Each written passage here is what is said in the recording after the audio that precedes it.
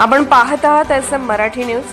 लोकशाहीच्या रक्षणासाठी सदैव कटिबद्ध असलेले एक रोखठोक व लढाऊ news channel SM Marathi news, जिथे अन्याय तिथे आम्ही। रुई जिल्हा परिषद व माणगाव पंचायत समितीमधून इच्छुकांची मंदियाळ।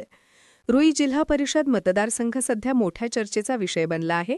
माणगाव-मरात, रुई, साजणी, तिळवणी, माणगाववाडी, अतिग्रे व मुळशिंगी या गावांचा मतदारसंघात सहभाग असून सध्याच्या घडीला तिळवणीमधून राहुल कुरणे, प्रमोद कदम, माणगावमधून अनिल कांबळे, नितीन कांबळे, अनिल चव्हाण, शिरीष मधाळे, रुईमधून किरण माने, जयसिंग कांबळे, साजणीमधून विशाल साजणीकर, अतिग्रेमधून संदीप सूर्यवंशी या नावांची जोरदार चर्चा सुरू आहे।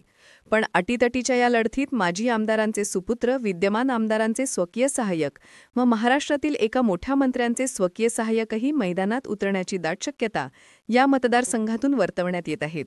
माणगाव पंचायत समिती व रुई पंचायत समिती सर्वसाधारण महिला म्हणून घोषित झाल्याने या दोन्ही मतदारसंघातही बड्या नावांची चर्चा सुरू आहे।